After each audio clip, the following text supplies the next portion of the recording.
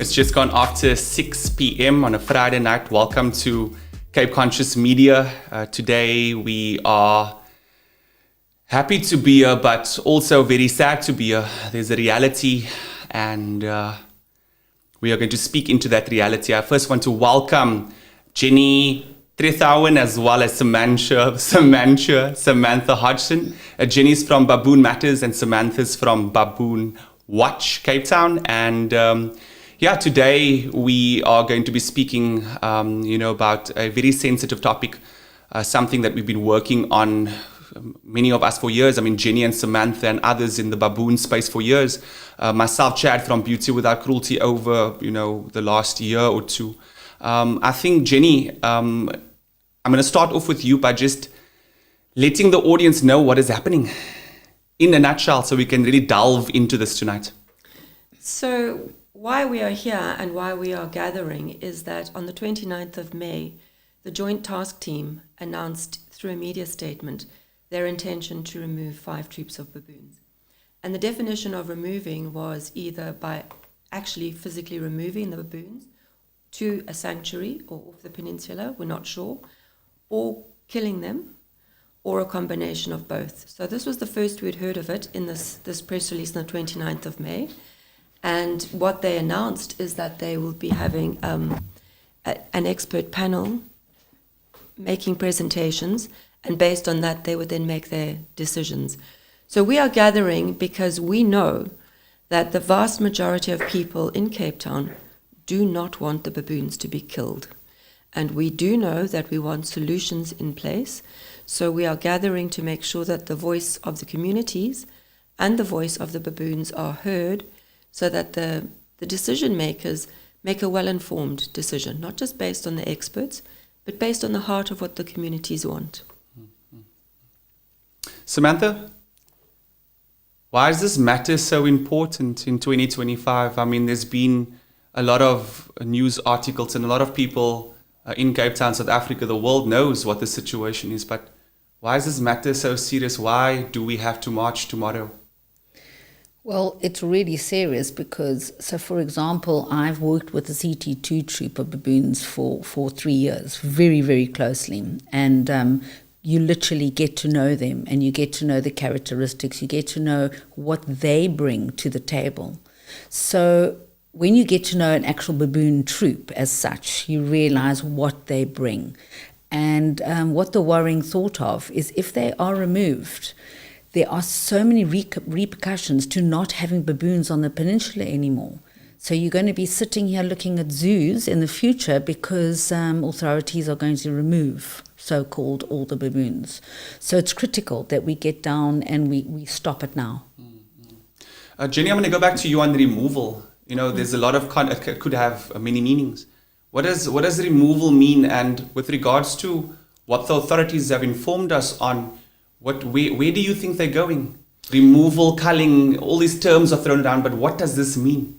Look, I think that in the various public meetings, when the issue was discussed, initially we were told that the baboons would be removed to a sanctuary. And there aren't any sanctuaries in the Western Cape. There are no sanctuaries in the Cape. So every time we've had orphaned, displaced or injured baboons, we've had to send those animals up to Limpopo, where the sanctuaries and the rehabilitation centres are.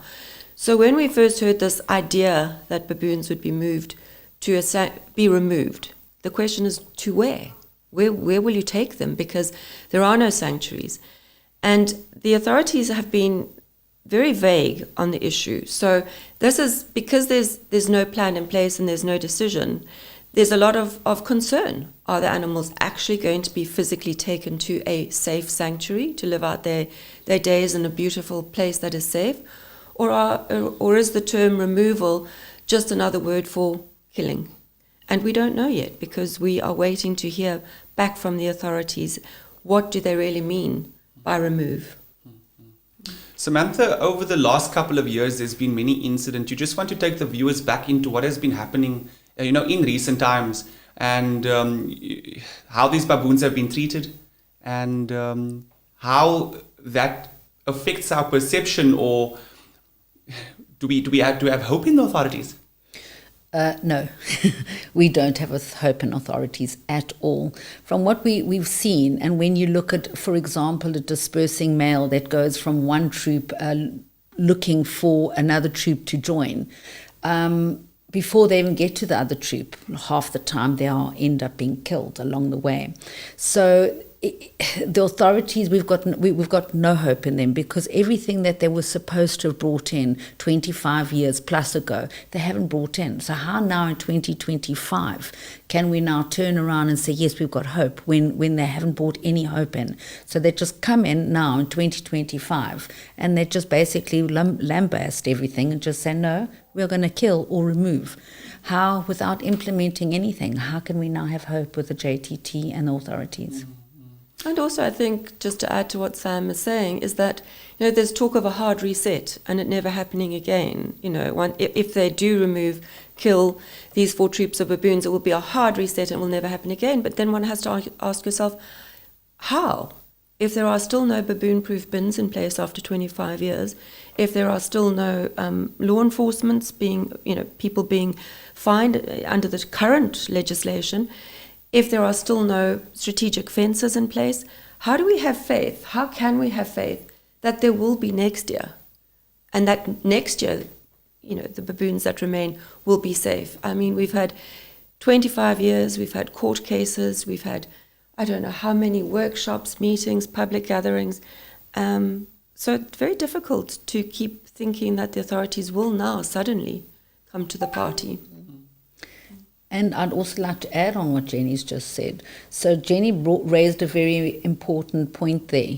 She was saying, so let's say they remove these troops. They're saying that they will never allow a splinter troop to happen again. Now, splinter troop is a small troop that moves away from the main troop and creates their own troop. So this is just the beginning as far as I'm concerned. So the moment a little splinter is formed of another main troop, the chances are that troop will be removed or killed or culled, or we don't know. So yes, where do we have trust in the authorities? We don't. When we talk about authorities, can we just go into who the authorities are? Because from my understanding, it's a group. Can we start off maybe with the joint task team and then speak about the other role players? Who are these authorities and what's their role? So the joint task team is made up of members from the City of Cape Town Biodiversity Department, from Cape Nature, from SANParks, and of course Table Mountain National Park. And the interesting thing is that for many years there's been huge fights about their roles and responsibilities.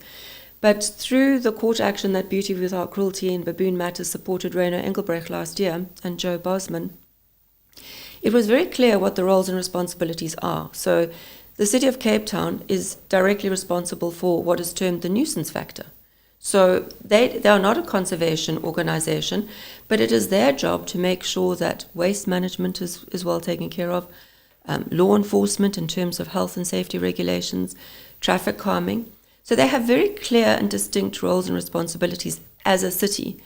Of course, the Table Mountain National Park runs within the city, and they too have very clear, distinct roles and responsibilities. And the most important responsibility of SANParks, Table Mountain National Park, is that they hold wildlife in trust for the public. So that's a very, very clear role and responsibility.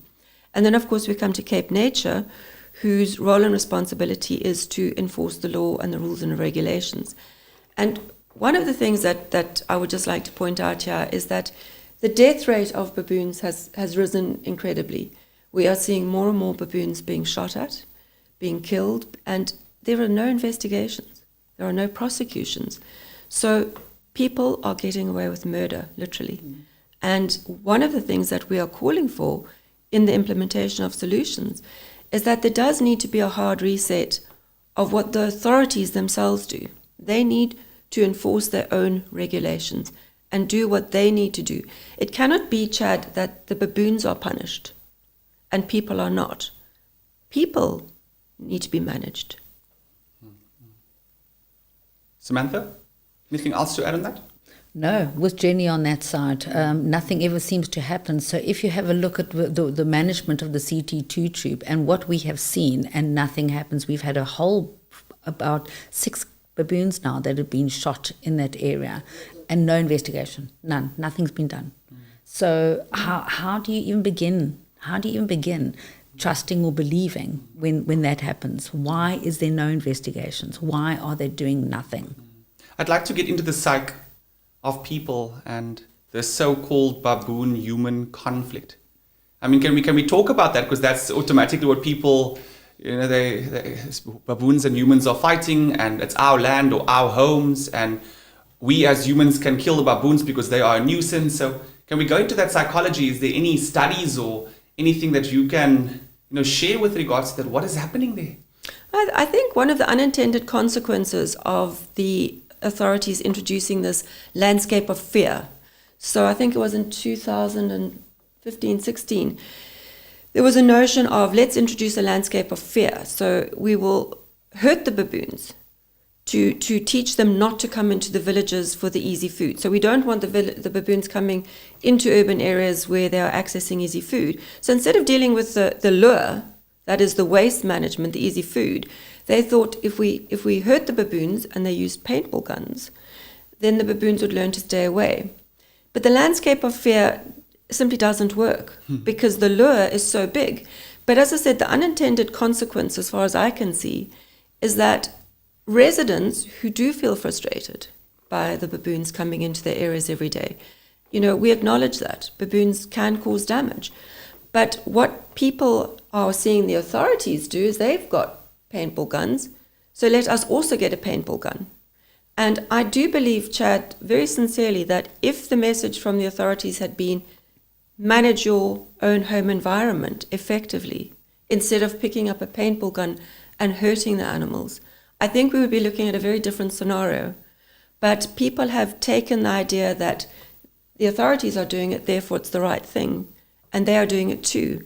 And it's incredibly difficult to manage the use of paintballs because technically you need to get a permit because baboons are protected, but it's easy to get paintballs. And I can say with great emphasis, hurting the animals doesn't solve the problem. Yes. It never has, and it won't.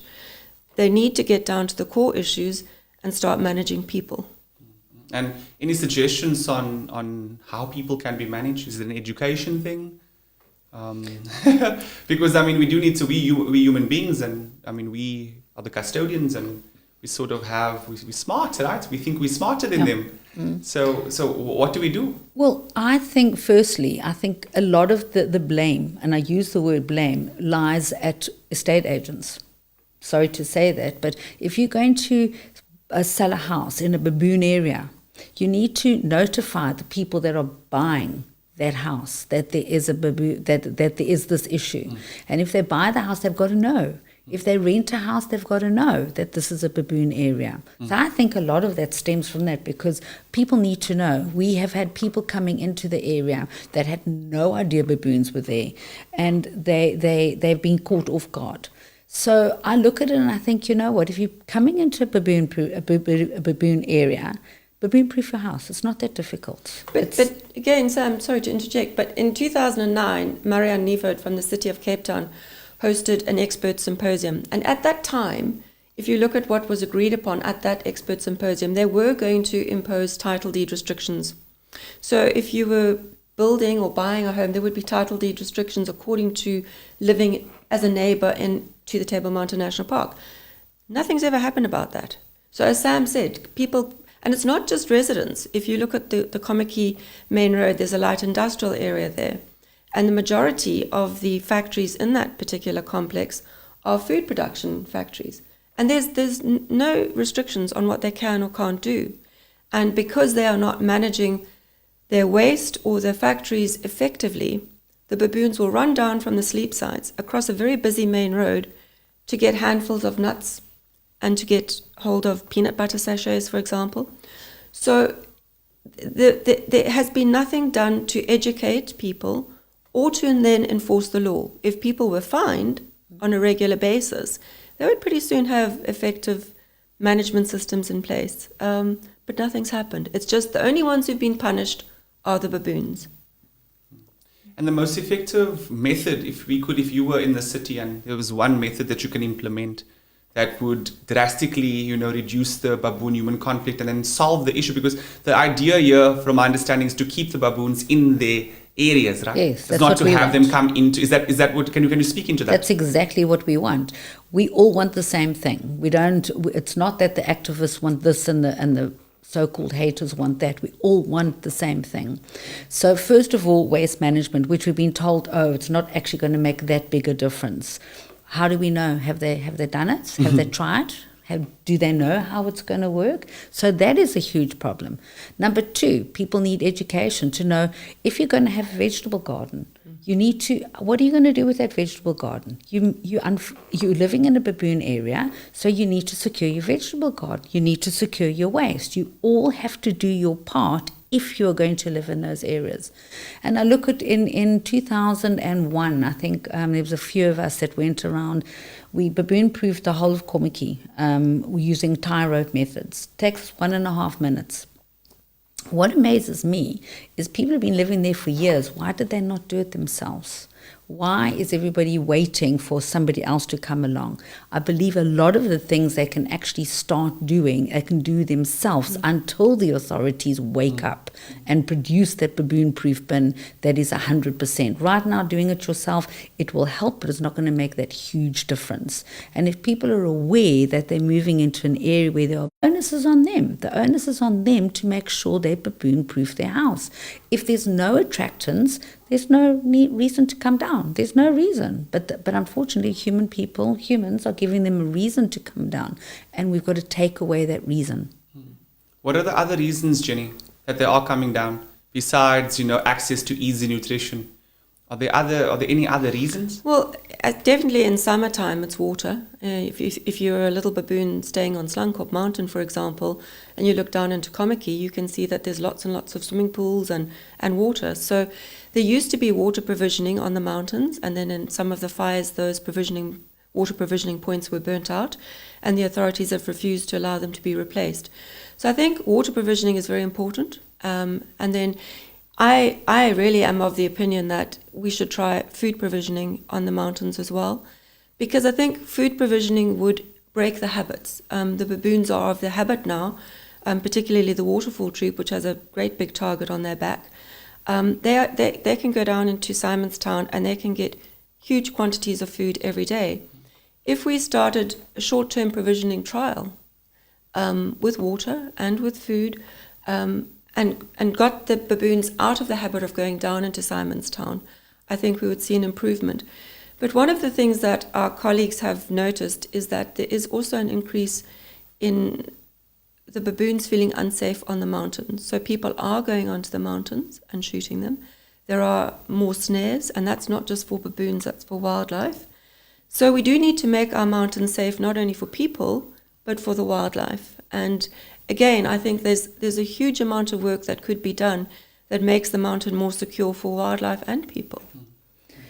I'd like to just go on to the food provisioning, and I agree 100% that food provisioning could be one of a huge solutions. While everything else is being done, the food provisioning. So the authorities say no, they don't believe in it. So we're not going to do that. But every day they're doing it. They're doing it by the bins, the municipal bins that are left out by Deep River Trail, for example, or out by Cape Point. They're overflowing. And the baboons can get into that. So that's them feeding the baboons. By not producing the baboon-proof bins, they are indirectly feeding the baboons. So as Jen was just saying, let's rather put some food provisioning up on the mountain, keep them out of town, break their habits, and get them out. I don't see, so their solution is to remove 121. Wouldn't it be another solution to say, you know what, let's just try the food provisioning. We already are feeding them. Indirectly, they've been doing that. So they can't turn around and say they don't agree with it or they don't believe in it, because they've been doing it by not producing the baboon-proof bins. I can hear some people listening to this and saying, but that's going to be more expensive and it's going to take more time and we need to focus on human beings. We need to focus on a shorter term solution. So what do we say to these people? Again, that comes down to roles and responsibilities. I mean, who should be footing the bill? The city does have a biodiversity department that is for biodiversity. So their biodiversity department is because Cape Town is one of the most beautiful cities in the world, a World Heritage Site, a UNESCO site. Table Mountain National Park, acknowledged as one of the most beautiful parks. So the money for the wildlife and for the biodiversity comes from that budget. It shouldn't take away from the budget for houses or clinics or education. It should come from the budget that is allocated to maintain Cape Town as one of the most beautiful biodiversities in the world. And I just want to just say that when we talk about biodiversity and how interconnected everything is, effective waste management isn't just about baboons. And that's a huge frustration for me, because we also have a marine protected environment that goes all the way around the coast. And if you don't manage your waste properly, the landfills get overfull, the waste is blowing into the marine protected environment, and we have a city that people want to see because of its beauty, yet we're polluting it because we're not managing our waste effectively. So it shouldn't just be, it's about the baboons. It should be Cape Town maintaining itself as one of the top cities in the world, and the budget for biodiversity should come from the biodiversity departments from the city and from Sand Parks. I know Cape Nature doesn't have a huge budget, but certainly Table Mountain National Park is producing billions every year from tourism. So they should be contributing to reducing this problem. Samantha, why is our local baboon, I call it the Chakma baboon, why are they, I don't like to say it because I actually edited a video where someone said it, and also Tony from Beauty Without Cruelty, she always told me, don't say it, you say him or her or they, because they're also living beings. And I agree with that as not just an animal activist, but as a vegan as well. So why is our local baboon, why are they important to the Cape Peninsula in particular? Because, the baboons are all across the country. But they obviously want to take the baboons away from here. Why are they so important for this area in particular? Seed dispersal. That is absolutely huge. So you have a baboon eating a protea over here or a protea over there or something from this part, and then they walk and off they go and do their dailies somewhere else. It's seed dispersal. Okay. It is absolutely, it's huge. And baboons are the gardeners of the environment. So they're digging, they're activating soils. And, sometimes we gardeners, human gardeners, get upset because baboons break things because they are very strong. But they are activating plants. And sometimes we take the gardening shears and we'll go off and we'll give everything a good prune. The baboons may break things, but they are considered the gardeners of the environment. And I think one can't also overlook the rich history of baboons. They have been here, and I'm always fascinated by people's stories going back many generations about baboons. So there's a very rich connection between people and baboons, and it's very sad to me that it's got down to being referred to as the human baboon conflict, because I think it would be really beautiful if people also could think about baboons with love and humor, and humans who love them like us. Yeah. And yep. Why has the narrative become so focused on conflict and problems? We acknowledge that the baboons can do damage, but they also bring a huge amount of joy and love, and we need to balance the books a little bit more and speak about those things as well. Sam, tell us a little bit about your relationship with baboons. You run Baboon Watch. Tell us about your organization a little bit, and then also just you as the founder of this organization, your love that you have for baboons. What made you start this organization? Well, actually, Jenni was a huge part of the reason why myself and Benita actually started Baboon Watch. The one day we were up on Constantia Main Road and we were talking to one of the monitors there, and we were having a general chat, and he said, "Oh, today's our last day."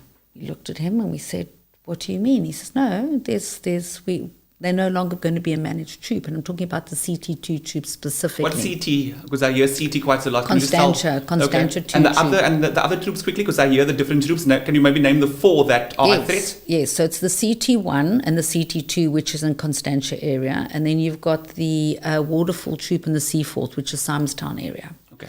So we were managing. Anyway, I'll go back to the CT2, which is Constantia side. So they were being pulled off the job, and they said, no, as of tomorrow, it was April 2022. And we actually just went up there to actually go and assist on the roads. And then we thought, well, what are we going to do? And the next day, City of Cape Town had pulled all funding. So they were no longer funding for those baboon monitors. And we got into with a company organisation called Teabags, Jen as well, and ourselves. And a few of us actually started getting onto the road every day. I live in Fishhoek. Benita lives in Noordhoek, and we would drive up there virtually every day and put out our flags and help them on the road because it's a disaster. Long story short, but that's where it all began. And then eventually there were just some that were being killed. And we thought, we got to get somebody. We can't keep doing this. So we started a little fund through Teabags that helped us. And we started raising a little bit of money. We got 2 guys on the road. The one guy's still a baboon monitor now as we speak. And Jen then jumped on board with us a couple of months later and said, guys, you need help? And we went, yes. And that's where it all started. And, you know, we've got to know this troop and we've got to know the dynamics of this troop and just baboons. We've just got to know baboons and how incredible they are. And they feel pain, they feel love. They are incredible families. For example, one of the little ones recently has just died. And the next day I got a call from one of the monitors and he just said, the troop is not the same. They have gone quiet. The juvies that it used to play with are sitting there. They're not eating. They're not doing anything. Their family bonds are incredible. And I think humans could actually stand a lot to gain by actually watching the movements of baboons because it's fascinating. I would just like to interject here, if I may, because I think Sam has underplayed what they did, what the ladies did, because they were incredible. For 18 months solidly, it was a very small group of women who got up every single day, no matter what the weather, no matter what the conditions, and they were doing it for 2 reasons. One was for the baboons, to help the baboons on those terribly windy roads around Rhodes Drive where people speed like it's a racing track. But also, they felt very strongly that they wanted the drivers to be safe. So they were looking after people and baboons. And they did a huge amount in baboon-proofing people's homes, creating awareness. And it was incredible. For 18 months, literally, I think 4 or 5 women, every single day, were getting up and dealing with everything. And then it finally came to a head when one of the little girl baboons, Grace, was shot. And she died a very tragic, very awful death. And I said, you guys need help. But all credit, and I mean, Sam and Benita have had really been thrown in at the deep end. When you're managing baboons or working with baboons, not managing, when you're working with baboons in that situation, they've had to pick up little bodies off the road. Do you know how tragic that is? They've had to watch baboons dragging themselves because they were shot in the spine. And those cases are never investigated. But these women were so brave. Never stopped. And how could we not support that? And we were all eventually having to fundraise 43,000 Rand a month. No help from the city. We applied and applied and applied for funding.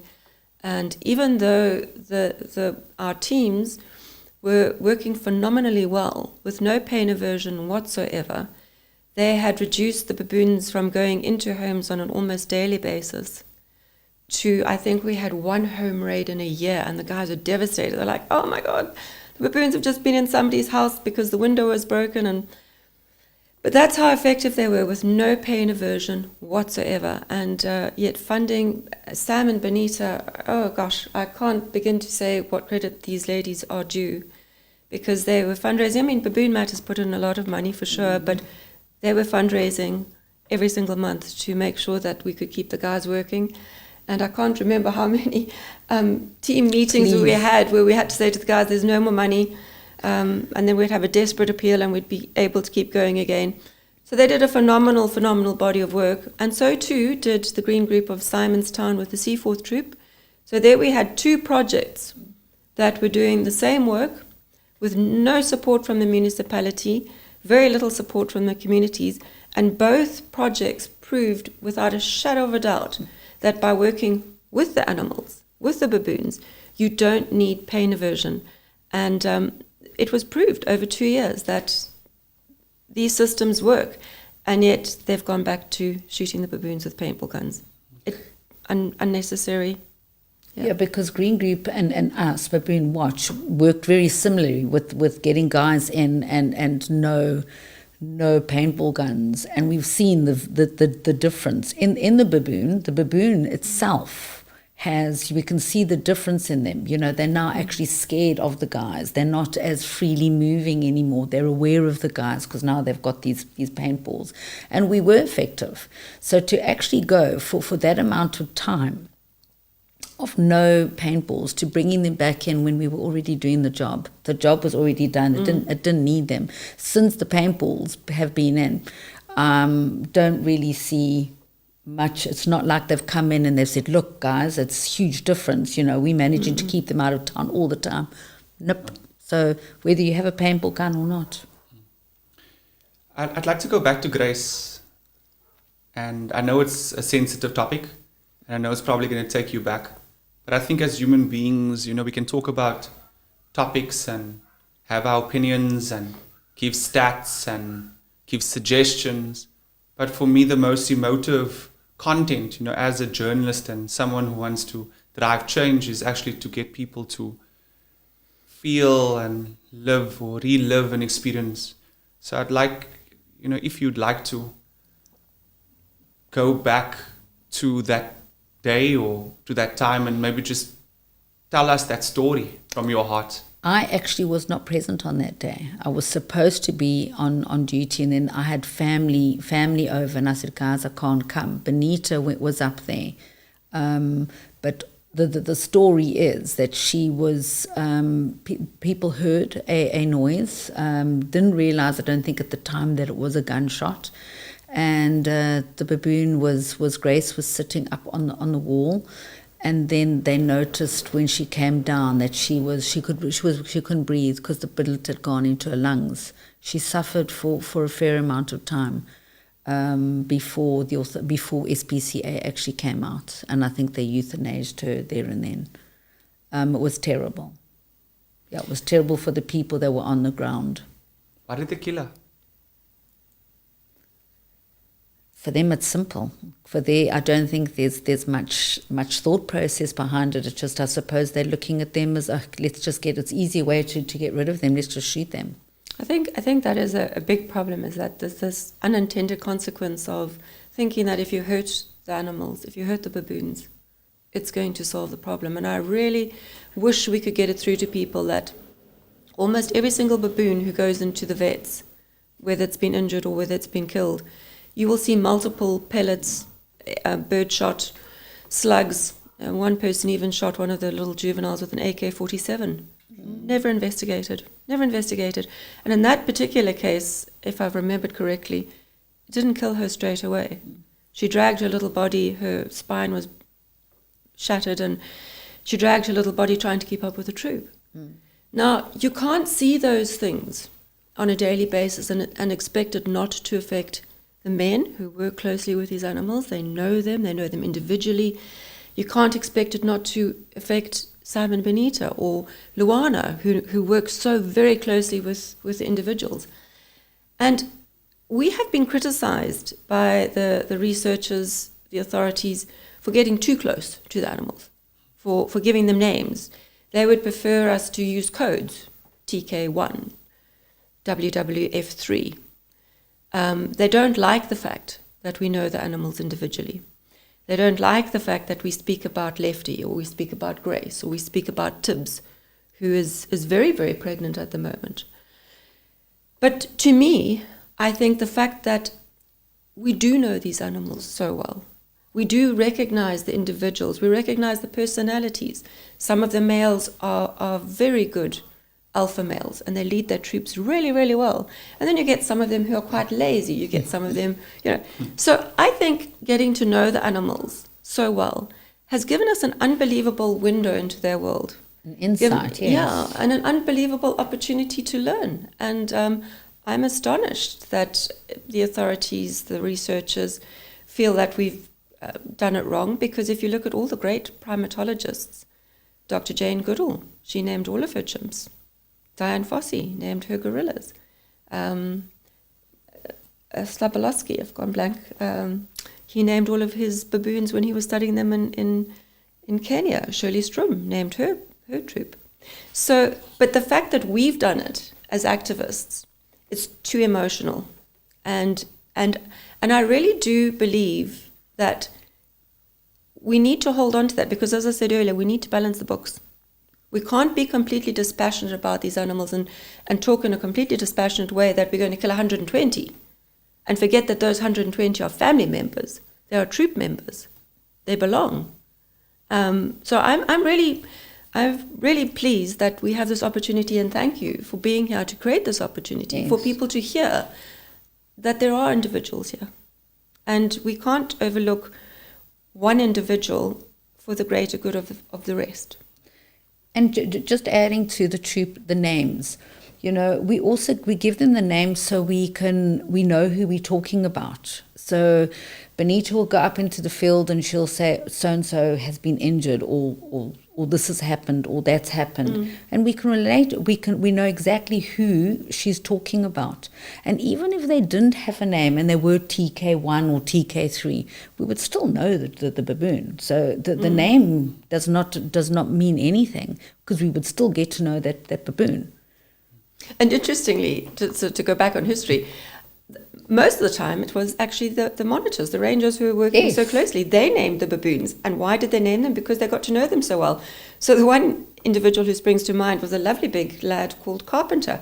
And I said to the monitors, he had a isiXhosa name, which don't ask me what it is, but translated it means carpenter. And I said, why on earth would you call him Carpenter? And they said, because when he's in the mountain, he likes to play with a piece of wood. So his name was Carpenter. Some of the names were very obvious. Spaghetti. Why spaghetti? Because whenever he would get an opportunity to get a packet of spaghetti, he loved it. So yes, the monitors were largely responsible for the names, and they've got very, very specific names that mean something to them, who work closely with them every single day. Yeah. Bonita, I'm going to go back into a little bit of intensity, but on the other side as well, to the so-called haters. Firstly, why do we use that term? If I may ask, because it is kind of a term that I'm hearing quite a bit. And then secondly, what would you say to these haters, many of whom believe that the culling is necessary? Why do we use the term haters? Well, unfortunately, that's exactly what it is. They use the term activists for us, and all we're doing is trying to look after our heritage, look after what is supposed to belong here. They belong to every single South African, every single person. Those baboons belong to all of us. So haters, well, they don't want them there. They want them gone. And they're doing anything and everything possible to get them gone. So the authorities stating that they are going to be removing them, the haters are celebrating. They are like, oh, that's great, we just want them gone. But yet, they're not looking at the bigger picture. Jenni? What would you call somebody who picks up a gun and shoots an animal? What would you call somebody who swerves his car off the road and drives over a baboon? What would be a different word for that person? What would you tell them? I think that... Okay, let me ask you two questions. The first question, what do you currently tell them? Because you're obviously trying to be diplomatic and not fight with anyone. But if there's also... So that's what you normally tell them. And then if you really could say something from the heart, what would you say? Well, I think the first thing is what Sam's already touched on, is the fact that we all want the same thing. And this is why our whole campaign has been based on no to killing, yes to solutions. Because we all want the same thing. We do want the baboons living their best little lives in natural spaces. We do not want baboons being run over by cars, shot at by people, attacked by dogs. We want them living their best lives. So we all want the same thing. How we achieve that thing is where perhaps there's a difference of opinion. And a lot of the time, the divisiveness is because of the inaction of the authorities. So somebody who's living and sees the baboon, has the baboons perhaps going through their property every single day, understandably gets frustrated. And I understand that. I think if there was more real change from the authorities and they could see the real change, I think they feel as hopeless as Samantha said earlier. We have no faith that they're going to do anything different. So, yeah, that is the one part, is this very real sense of frustration. And from the heart, what I would say to people, hurting the animals doesn't solve anything. Killing them individually doesn't solve anything. And I really do mean that. We have 80 baboons were killed in terms of the protocols, 80 individuals, but you still see them in town. Why are they still going into town? Because they can get easy food. Where are they getting the easy food? Primarily from the bins. Why are there no baboon-proof bins? Because in 25 years they've never been provided. So hurting them doesn't solve anything. It really doesn't. Do you know, on the hurting thing, we have a resident up in Constantia who actually told us that if he kills a baboon, they won't come back. And in that exact area, we've lost 4 of our own. Possibly, we think 5 just disappeared in this Bermuda Triangle. So if that is a hater, then I don't know what is, because he's just killing. So yeah, they are. The word hater sums it up. So tomorrow we march, 19th of July, 2025, 10 a.m. We start at the railway station in Simonstown. Why are we marching? I mean, we know why, but what are we bringing forward? What makes this one different? We have received so much positive feedback, hundreds of thousands of reactions, shares, comments. It's just been overwhelming. So let's just talk about the campaign first. And what has the campaign been like so far for you, Jenni? It's been hectic. I mean, there has been such an outpouring of support for baboons. And I think that is something that the authorities are missing, because if we just stick with academics, the 3 main papers where surveys were done, so it was the Kingma, which was the most recent, the Kingma studies, Dr. Ruth Kansky's PhD, and Bentley Kaplan's thesis, all did surveys, and they proved unequivocally that between 80 and 90% of people do not want baboons killed. So as frustrated as you might be, you still don't want the baboons to be killed. And I think the authorities have misread that completely. And I think the response from the communities has been what we've seen in our campaign. It's just like overwhelming. People do not want the baboons killed. So I'm hoping that tomorrow people do show up, put their feet on the ground, and actually walk for the baboons, so that the authorities see that they're making a huge mistake here and they need to implement their solutions. That's what the campaign is about, solutions. Yeah. What's the campaign been like for you? It's, well, for both of you, it's been very hectic, I must admit. From our side, look, we're just here to support you, and we're here to support the baboons. They're busy living their lives. They're busy up in there. They foraging, they're grooming. Little do they know that they've got this huge target on their backs. And if it wasn't for our voice, they would be gone. So everybody has to stand up and do something, and please not to be that keyboard warrior that sits behind your keyboard and will say things. Get up and come and support us. Use your voice, although it is a peaceful march, but bring your feet along and come and support the baboons. They need it. I thought you were going to channel the spirit of Bob Marley. It sounded like get up, stand up, stand well, up for their rights. There you go. You just said it. That's it. And just to add on to Jenni's point, with regards to the studies. If I look at the stats, I mean, Jenni shared stats, and it was, we've got a very, very wide reach for this campaign. If I look at it numbers-wise, I would say definitely, 10 to 20%, if not less, people were actually speaking against this campaign. There weren't many haters on the comment section, which I was very happy about. Why? Because good people out there, not saying that the haters are bad people, but people that are lovers of baboons and lovers for the biodiversity and lovers of life and lovers of our heritage. There's so many things to love and so little to hate. So I give the lovers a shout out. They have been very strong and firm, and they've shared. And, I also put a post out on social media, on Omni Wellness Media, as part of the campaign, speaking about not being keyboard warriors, and I agree 100% with you. I mean, I went out to say it on social media, you tonight on a podcast. But I do thank everyone for being keyboard warriors as well, because I think it has greatly changed people's perceptions. And if you look at education these days, a lot of people are not reading, they're not looking at PhDs, they are not educating themselves. So I do feel like social media is a very important tool to shape perception, to educate, to share a message. So I do want to say thank you to everyone out there who's listening to this, who has been part of this campaign. It's not just Beauty Without Cruelty and Baboon Watch and Baboon Matters and Green Group Simonstown and our partners, our multiple partners, but each of you individually who has assisted us. I just want to say thank you to all of you, and I hope to see you there tomorrow. We're heading towards the close, ladies, and I just want to, just go into a couple more questions.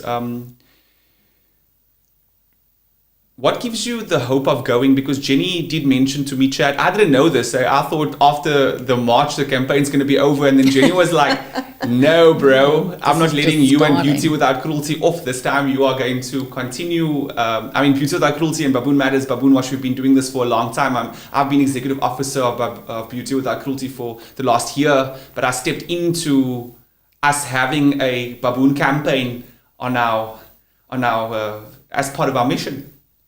So what is next? Is it just the march to tomorrow and it comes to an end? Like, how far are we actually going to go? And are you positive about the steps that we are going to take? Do you feel like there is going to be a light at the end of this tunnel? Samantha, that one's for you. It's a very loaded question. There was a question in there somewhere. You find it and you answered it. That was loaded. Loaded. Gosh. Yeah. No pun intended, eh? No. Must unload the guns. Yeah.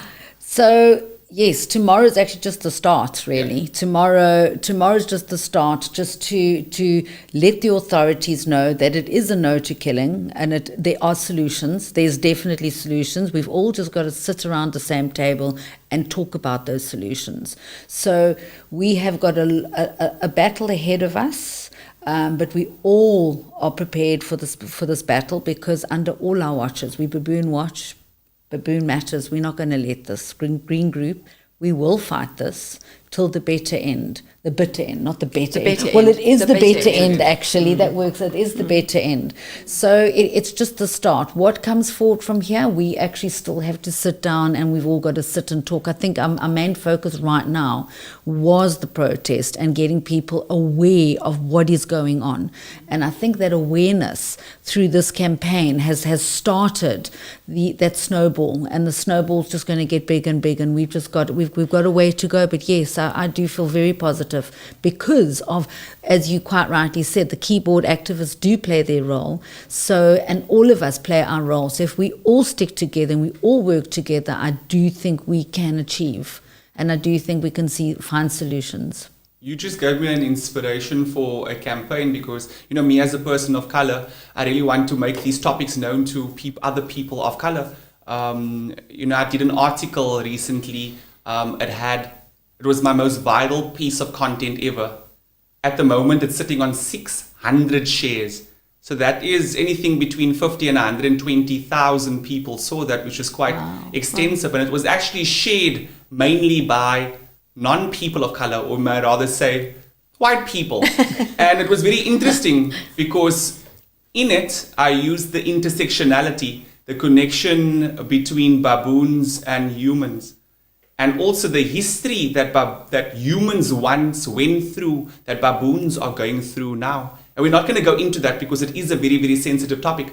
But on the idea, to get the awareness out there, two people of color in particular, I thought our next campaign could be Baboon awareness. Baboon awareness, We have Beauty Without Cruelty has a program called the Beauty Without Cruelty Troopers. And guess what it was named after? Troops of baboons. Wow, okay. We educate kids about nature, about animal rights, activism. And the reason why we called the group Troopers, because it was a bit controversial, because we didn't want to give people of color the name Troopers, because it's like saying people of color is like baboons. That was not the case. And I spoke that out of existence as well. I didn't want to even make that a topic. But, we did find it important to educate people, because a lot of people, especially we saw the ocean, the so-called Ocean View incident, where a baboon was murdered. And, it actually hurt my feelings. I actually felt very, very sad about that, because people blamed a whole community.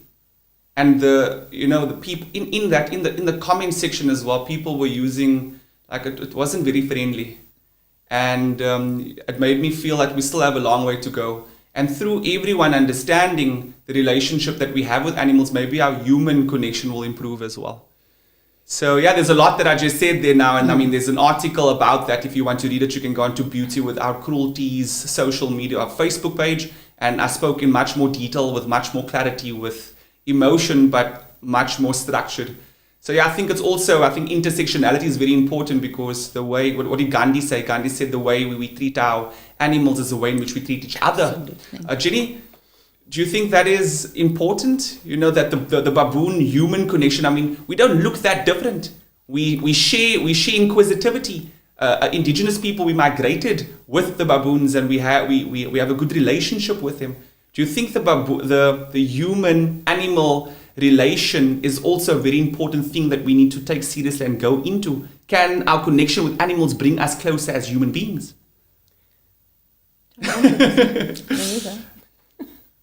It's touchy. Look, I think that if you look at the isiXhosa word for baboons, imfene, that resembles, if I've translated it properly. So baboons are so like us, and I think it's just become very convenient to concentrate or focus on the things that irritate us or frustrate us. But we need to look at the whole animal, just as we look at the whole human being. And we need to look at the whole of society, just as we look at the whole of our society. So I think that, it was interesting, but while we were setting up, the issue, who got here first? The baboons have been here for 2 million years, but we're all here now. We're all sharing this space now. So how we go forward together from now is really important. And I think, I think it's something like 5 million people who live in Cape Town and only 500 baboons. I think that they are very, very important. So how we go forward is, I think, going to be critical. And I think that we've lost a lot of different species over the years, and it's a closed population. We don't want to lose any more of these baboons. So we need to all stand together, I think. Yeah. Samantha, we're going to close off with you tonight. So you're going to say something from the heart, something beautiful that's going to make people realize how amazing baboons are, that we should not hurt them. The pressure's on, Samantha. You go. Gosh, that's really putting me on the spot. We're very privileged that we've got to spend the time with the baboons, and we've got to see them. And I think the human population can learn a whole heap from baboons. They are very special. They are incredible to watch, and they have family values that unfortunately I think are lost in humans.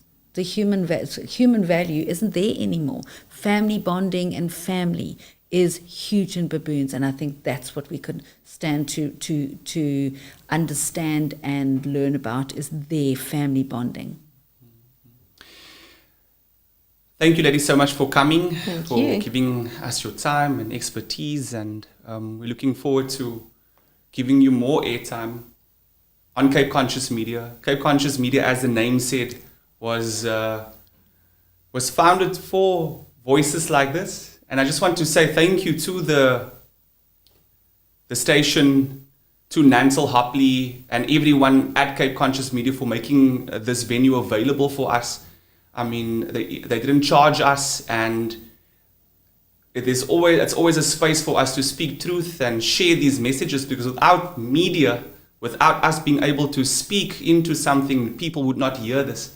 So I just want to say thank you to you, Nantel, and Cape Conscious Media. Thank Everyone, you. if you have Thank not heard about Cape Conscious Media, please go on to social media, Facebook, TikTok, Instagram. Have a look at the other podcasts on there. Very, very interesting shows, especially regarding things that's happening, on the Cape Flats in particular. And I think as South Africans, it's very important to open ourselves up to different forms of media. And Cape Conscious Media, the name says it all. It's a platform where there's conscious media. So please, everyone out there, like, follow, subscribe, and that's it up. Thank you.